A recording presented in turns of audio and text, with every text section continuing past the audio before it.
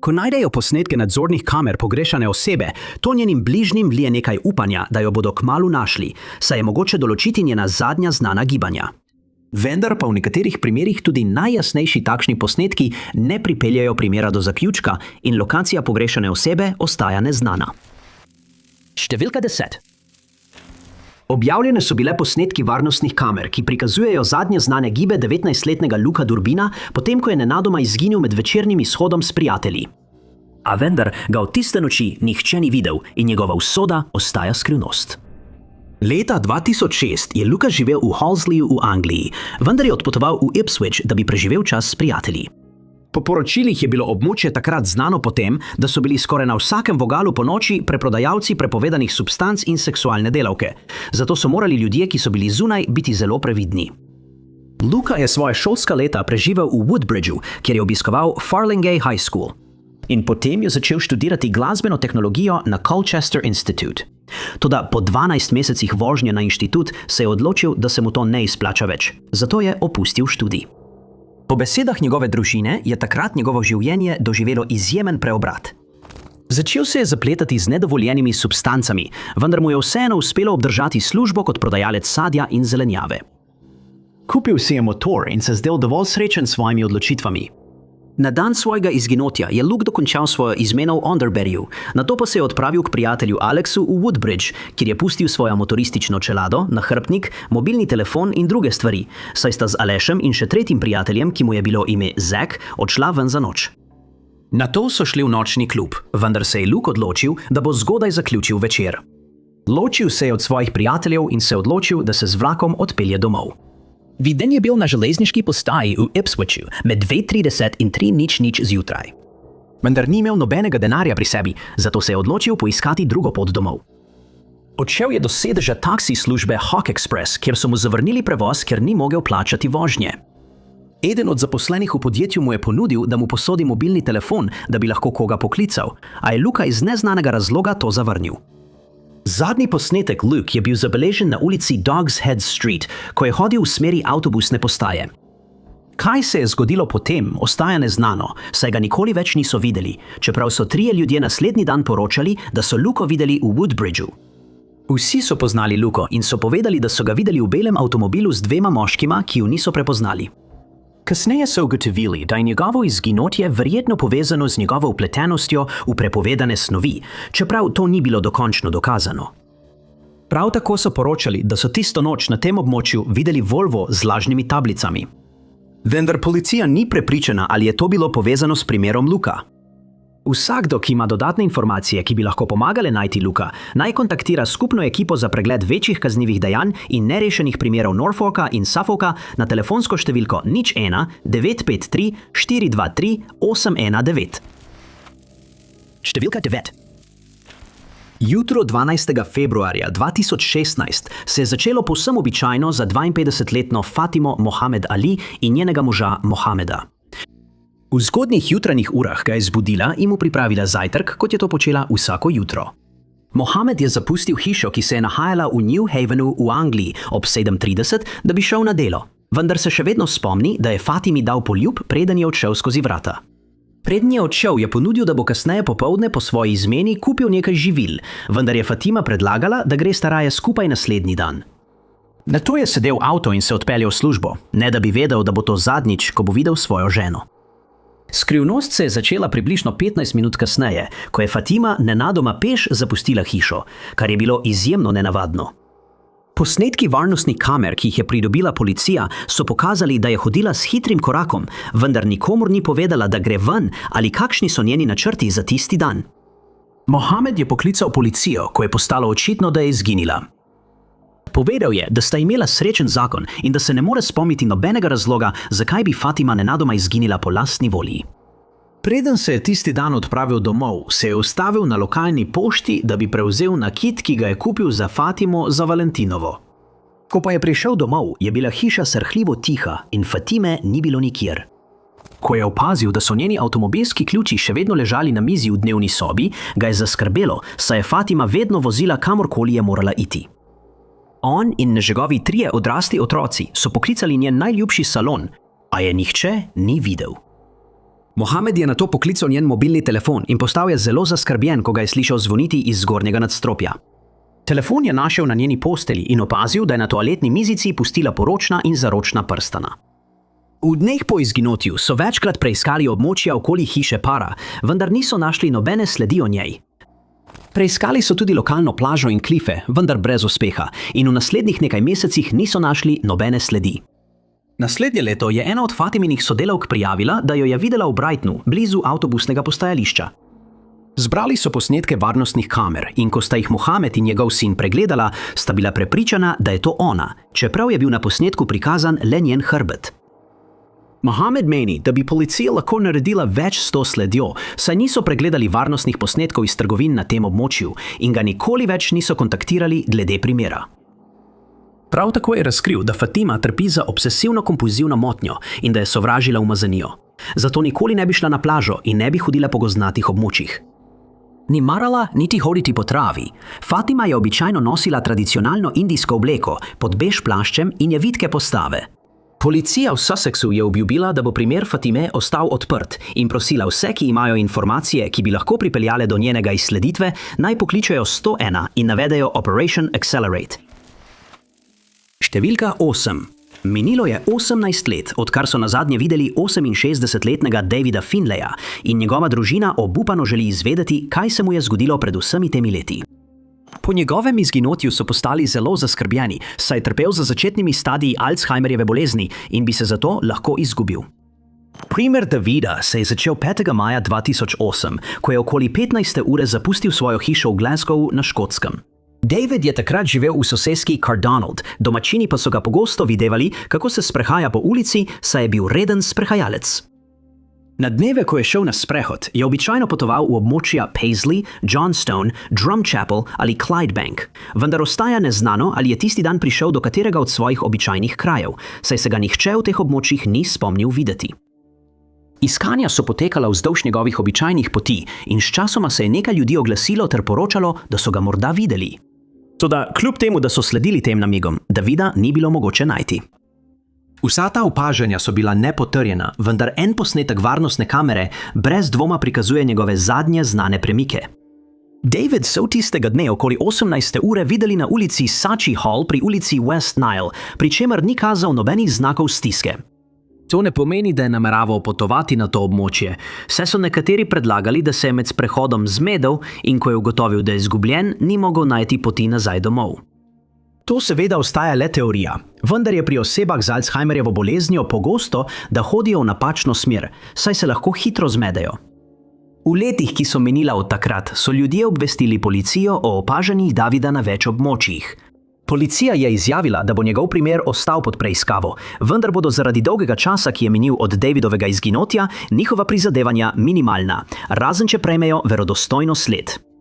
Ostali so tudi v tesnem stiku z njegovimi družinskimi člani, ki so povsem obupani, saj nimajo pojma, kaj bi se lahko zgodilo z Davidom ali kam bi lahko odšel, potem ko so ga tisti dan nazadnje videli. Njegova družina opisuje Davida kot visokega, okoli 163 cm srednje postave. Imel je sive lase z umikajočo se lasno črto in nosil je očala z zlatim okvirjem. Vsak, ki je videl Davida ali ve, kje bi lahko bil, naj pokliče 999 in posreduje informacijo ali pa anonimno stopi v stik s Crime Stoppers na številki 0800 555 111. Številka 7. Po njenem izginotju junija 1990 so bili pomisleki glede varnosti 24-letne Connie Royce zelo veliki, saj je bila videti v stiski, ko so jo nazadnje videli. A kljub prizadevanjem vseh vpletenih je nikoli niso našli. Znano je, da je med tistim vikendom ob dnevu spomina srečala moškega po imenu Grega in sta se odločila, da gresta na zmenek, saj sta se dobro razumela. Odločila sta se, da bo zmenek 1. junija in po vseh podatkih je bila Connie navdušena, da ga bolje spozna. Tistega večera je zapustila hišo v Mount Clemensu v Michiganu in se odpeljala do Gregove hiše v Sterling Heightsu, kjer sta se dogovorila, da se srečata. Približno ob 9. uri zvečer je prispela k njemu domov in skupaj z enim od Gregovih prijateljev, Bradom, so spili nekaj pijače. Connie, Greg in Brad so se nato vsi skupaj odločili, da gredo ven in so se odpeljali v bar z imenom Hayloft, ki se je nahajal v Mount Clemensu. Zmenek se je zdel uspešen, vendar se je okoli 23 ure Greg opravičil, ker je moral na stranišče, Connie pa je ostala za mizo z Bradom. Po njegovih besedah se je nenadoma obrnila k njemu in rekla: "Moram stran od tu." Pobrala je svoje čevlje z visoko peto in hitro odšla, svojo torbico pa pustila na mizi, kar je Brada zelo presenetilo. Greg se je obrnil k mizi in bil prav tako presenečen, ko je izvedel, da je Connie odšla. Nato pa sta oba moška odšla ven, da bi jo poiskala, vendar Connie ni bilo nikjer. Pogovorila sta se z več ljudmi v baru in okoli njega, vendar nihče ni videl ženske, ki bi hodila bosa in nosila čevlje v rokah. Verjela sta, da se bo vrnila v bar po svojo torbico, vendar se to ni zgodilo. Ko se je bar končno zaprl za tisto noč, sta oba moška čakala zunaj do 2. ure zjutraj. Ko pa se ni vrnila, sta odšla Gregu domov. Tam sta našla njen avto, ki je bil še vedno parkiran tam, kjer bi je pustila. Policijo so obvestili, da Connie ne morejo najti in takoj so jo začeli iskati. Posnetki varnostnih kamer iz tistega večera prikazujejo, kako so trije hodili proti baru in zdelo se je, da so dobre volje. Toda posnetki iz kasnejšega večera prikazujejo, kako zapušča bar sama in očitno je bila opita. Kot bi lahko pričakovali, sta bila Greg in Brad sprva obravnavana kot osumljenca, vendar sta po popolnem sodelovanju s policijo in posredovanju natančnih informacij o tisti noči bila oproščena vseh sumov. Ena priča se je javila in razkrila, da je tisto noč videla Connie pri telefonski govorilici nasproti bara, vendar ostaja negotovo, ali je bila to res ona, saj nihče drug ni videl. Namigovali so, da je Connie vstopila v avto z nekom in da se je nato zgodilo nekaj hudega. Vsak, ki lahko ponudi dodatne informacije o primeru Connie, naj pokliče kriminalistični oddelek urada šerifa okrožja Macomb na številko 586 307 9358. Številka 6. James Nutley je bil star 25 let, ko je nenadoma izginil brez pojasnila. In kljub temu, da so našli in objavili posnetke varnostnih kamer, ga nihče od takrat ni videl in njegova usoda ostaja neznana. James prihaja iz Caldecara v Monmouthshire v Angliji in v času svojega izginotja je živel s svojimi starši. Bil je navdušen igralec golfa, ki je izkoristil vsako priložnost, da je preživel dan na igrišču. Dobil je, kot je sam opisal, svojo sanjsko službo, kjer je potencialnim kupcem predstavljal različne golf palice. Zato njegova družina verjame, da nikoli ne bi izginil po lastni volji. Oktobra 2004 je bil James pripravljen iti na golfski izlet v Tenby. Njegova družina pa se je kasneje spominjala, da je bil zaradi tega dogodka izjemno navdušen. 24. oktobra je bival v hotelu Giltar in prav na tem območju so ga nazadnje videli. Prvič sta njegova starša ugotovila, da je nekaj narobe, ko je Jamesova teta stopila v stik z njima in jima povedala, da ga ni mogoče priklicati ali najti. Njegova starša sta takoj ukrepala in njegova mama se je odpravila v Tenby, da bi ga poiskala. Njegov oče je stopil v stik s policijo, da bi ga prijavil kot pogrešanega in ostal doma, če bi James ali kdo drug povezan s primerom poskušal stopiti v stik z njimi prek njihove stacionarne telefonske linije. Ko je prispela v Tenby, je policija že začela iskati Jamesa in obvestili so jo, da so med iskanjem našli njegovo vozniško dovoljenje. Našli so jih na South Beachu v Tenbyju, kar je vzbudilo resno zaskrbljenost. Kljub temeljitemu pregledu plaže in drugih območij niso našli nobene sledi Jamesa. Posnetki varnostnih kamer iz območja tik pred hotelom so pokazali, da je James 24. oktobra ob 23:47 hodil po pločniku. Kasneje se je izkazalo, da je tisto noč obiskal 3 bare v okolici, vendar preiskovalce še vedno bega dejstvo, da je bil tako blizu svoji hotelski sobi, a se tja nikoli ni vrnil. Sprva so verjeli, da se bo James preprosto vrnil v hotel v enem ali 2 dneh, vendar je njegova družina začela paničariti, ko je minilo več dni brez kakršnegakoli znaka ali novice o njem. Obrnili so se na javnost in prosili za kakršnekoli informacije, tudi najmanjše sledi, vendar brez uspeha. Iskanje so na koncu prekinili in kmalu so se dnevi spremenili v tedne, nato v mesece in na koncu v leta. Občasno je kdo poklical in prijavil, da je videl pogrešanega moškega, vendar te prijave niso nikoli pripeljale nikamor. In ob eni priložnosti je nekdo lažno trdil, da je ubil Jamesa, vendar se je izkazalo, da je lagal. Moški, o katerem govorimo, je bil Richard Fairbrass, ki je izjavil, da sta on in njegovo dekle izvedla zločin. Ko so ugotovili, da laže, je bil obsojen na 2 leti zapora zaradi oviranja pravosodja. Jamesovi starši so ugibali, da bi lahko bil v Španiji, kjer bi začel novo življenje, in uspelo jim je nadaljevati s svojim življenjem, čeprav nikoli niso izvedeli resnice. Vsak, ki ima nove informacije o tem primeru, naj kontaktira uradnika za odnose z javnostmi pogrešanih oseb na številki 116 000 in posreduje namig. Številka 5. Posnetki varnostnih kamer, ki so bili objavljeni v primeru pogrešane Alexandre Herod, so zelo jasni in jo je lahko prepoznati. Kljub temu pa je niso našli, odkar so jo nazadnje videli septembra 2025. Takrat je bila Alexandra stara 47 let in je živela v Seatonu, Cumbria v Angliji. Znano je, da jo je očividec videl na območju Seatona 30. avgusta, ena izmed prijav pa navaja, da so jo kasneje videli v Whitehanu, vendar je bila točnost te izjave postavljena pod vprašaj. Viri ne navajajo, kdo jo je prijavil kot pogrešano, vendar je bila Alexandra prijavljena kot pogrešana 30. avgusta in iskanje se je takoj začelo. Do 19. septembra v njenem primeru ni bilo napredka, saj je niso mogli najti. Policija je nato objavila posnetke varnostnih kamer, na katerih je videti Alexandro, kako 2. septembra vstopa v trgovine in si jih ogleduje v Workingtonu in Whitehavenu. Od takrat, ko so jo prijavili kot pogrešano, so minili že 3 dnevi. Njeno vedenje na posnetkih pa nakazuje, da se ni zavedala, da je predmet iskanja pogrešane osebe. Na posnetkih je delovala popolnoma sproščeno in je bila videti sama.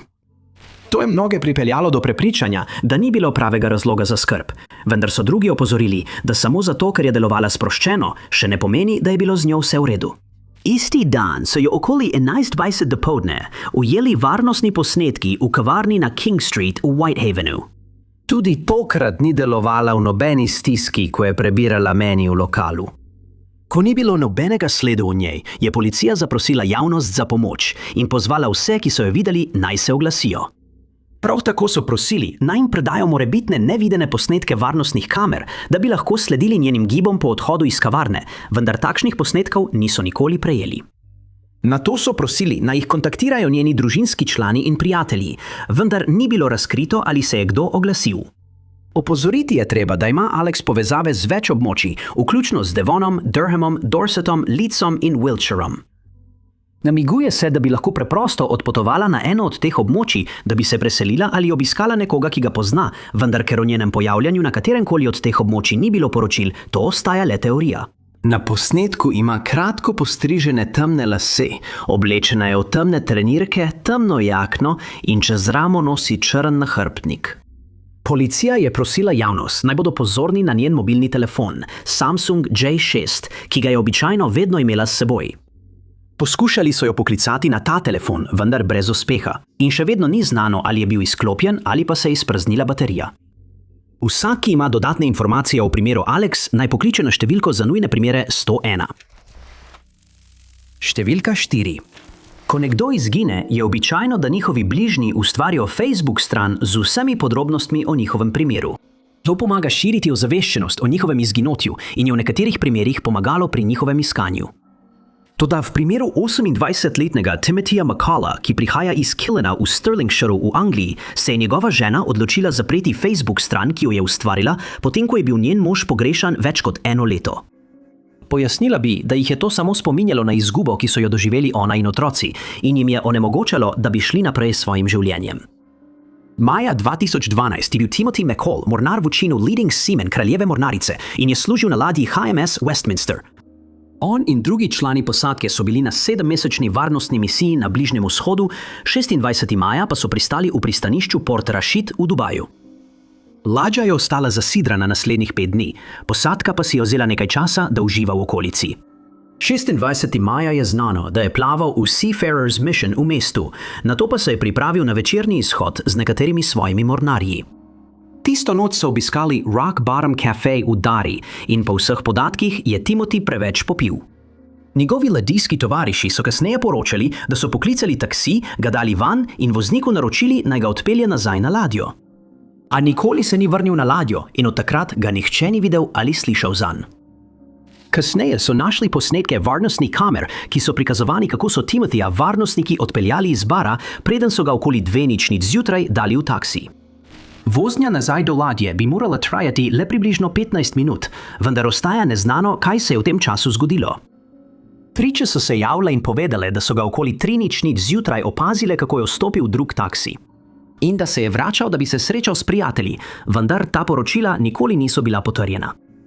Kasneje tisti dan so ga njegovi nadrejeni prijavili kot pogrešanega. Policija v Dubaju pa je začela preiskavo skupaj s policisti iz Združenega kraljestva, ki so pripotovali v državo, da bi pomagali. Člani posadke ladje so prehodili pot med ladjo in barom, vendar niso našli nobene sledi za njim. Potapljači so iskali v vodi, iskalni psi so ga iskali po vonju, helikopterji pa so prečesali območje iz zraka, vendar brez uspeha. Tudi oprema za zaznavanje toplote ni uspela najti nobene sledi za Timotijem. In 31. maja je ladja odplula brez njega. Taksist, ki naj bi odložil Timotija, je bil zaslišan in izjavil je, da ga je izpustil iz taksija pri čajnici, ki se je nahajala v pristanišču. Timothy je bil od takrat uradno razglašen za mrtvega, čeprav ni bilo najdenih nobenih dokazov, da bi izgubil življenje. Številka 3. Mora biti pretresljiva izkušnja, ko ljubljena oseba izgine. Še huje pa je, če nenadoma izgine v tuji državi, ki jo je obiskovala. To se je zgodilo v primeru 30-letne Annie Asekian, ki prihaja iz Toronta v Kanadi. Leta 2008 se je Annie odločila, da bo sama odpotovala na počitnice na Kitajsko. Družini pa je povedala, da namerava nekega dne oditi tudi v Indijo. Znano je, da je strastna popotnica. Njena sestra Rosie pa je medijem povedala, da se je Annie pravkar vrnila z enega potovanja, preden se je teden dni kasneje odpravila na naslednjega. Tistega leta se je 24. oktobra odpravila na Kitajsko in je z družino ohranjala stik, kot je to običajno počela. Po nekaj časa, preživetem v Pekingu in osrednji Kitajski, je 9. novembra prispela v Hongkong. Tukaj je stopila v stik z družino in povedala, da bo res potovala v Indijo, saj se je želela udeležiti joga oddiha. Svojo vozovnico za povratek v Kanado iz Novega Delhija je celo rezervirala vnaprej in naj bi se vrnila 15. decembra. Toda 10. novembra so vsi stiki z Annie nerazložljivo prenehali. Njena družina je postala zaskrbljena, ko je niso mogli priklicati, njeno pomankanje komunikacije pa so opisali kot zelo nenavadno in sumljivo. Poročali so, da so nazadnje prejeli njeno sporočilo, v katerem je svoji 2-letni nečakini zaželela vse najboljše za rojstni dan, nato pa je Annie utihnila. Ko se 1. decembra na rojstni dan še enega družinskega člana ni oglasila, so vedeli, da je nekaj narobe in so jo prijavili kot pogrešano. 15. decembra ni vkrcala na let domov, njene kreditne kartice pa od dneva zadnjega sporočila niso bile uporabljene. Prav tako nobena bolnišnica v okolici nima evidence, da bi bila sprejeta. Edina sled, ki so jo našli v njenem primeru, je dejstvo, da je 10. novembra na bankomatu na postaji podzemne železnice Causeway Bay v Hongkongu dvignila približno $2800. Varnostne kamere so potrdile, da je bila to Annie. Vendar se je preiskovalcem zdelo nenavadno, da je zato uporabila 2 ločeni transakciji. Njena družina je dodala, da na posnetku ni delovala zaskrbljeno ali prestrašeno in da je svojo zadnjo sporočilo poslala približno 8 ur kasneje. Od takrat njen telefon ni bil dosegljiv, njeno gibanje po dvigih pa ostaja neznano. Omeniti velja, da znesek gotovine, ki ga je dvignila, ni velik v hongkonških dolarjih. Preiskovalci pa so navedli, da bi težko preživela, če ne bi imela dostopa do dodatnih sredstev. Zato ne verjamejo, da je izginila po lastni volji, čeprav ni bilo najdenih dokazov o kaznivem dejanju. Njena zadeva pa je bila vseeno obravnavana kot kazenska preiskava. Njeni potovalni dnevniki so bili najdeni v Kanadi, policija pa je sporočila, da so vsebovali zapise, ki kažejo, da je bila Annie nečesa prestrašena in da je nameravala potovati tudi na druga območja, ki niso bila vključena v njen načrt poti. Kasneje je prišlo na dan, da se je, ko je bila v Pekingu z 2 sodelavcema, nenadoma ločila od njiju in se odločila odpotovati v Hongkong. Zato se je špekuliralo, da se je Annie odločila začeti novo življenje drugje ali pa je bila žrtev kaznivega dejanja. Dodatnih sledi niso našli, vsakdo, ki ima dodatne informacije. Naj se obrne na enoto za pogrešane osebe policijske uprave Toronto na številko 41-680-87411 ali posreduje namig organizaciji Crime Stoppers na številko 180-022-284-77. Številka 220. 21-letni Patrick Lepinski je od septembra 2021 naveden kot pogrešana oseba. Prihaja iz Bathgate v West Lothianu na Škotskem in od takrat ni bil v stiku s svojo družino ali prijatelji. Posebej zaskrbljujoče pri primeru Patricka je dejstvo, da je bilo njegovo vozilo kasneje najdeno, zapuščeno in še vedno ni znano, ali ga je tam pustil on sam ali pa ga je na to območje pripeljal nekdo drug. Njegova družina je policiji povedala, da je Patrick svoj dom zapustil 4. septembra tistega leta in da je potoval z rdečim Hyundaiem i20 z registrsko tablico S810KNM. Pri tem pa nikomur ni povedal svojih načrtov ali kam potuje. Zato so pričakovali, da se bo vrnil isti dan. Ko se ni vrnil niti naslednji dan, so ga prijavili kot pogrešanega in policija je začela iskati sledi o njegovi lokaciji. Uspeli so najti posnetke varnostnih kamer, ki so prikazovali Patricka na bencinski črpalki v Grangemouthu, Falkirk. Vstopil je v trgovino na črpalki, posnetki pa ga prikazujejo, kako odhaja z zaščitno masko čez usta in nos. To je bilo zadnjič, ko so ga videli, in njegova družina obupano želi izvedeti, kaj se je zgodilo potem. Policija verjame, da je nato sedel v svoj avto in se odpeljal v smeri škotskega višavja. Izjavili so, da je potoval po cestah M90, A85 in A82, ko se je odpravljal tja.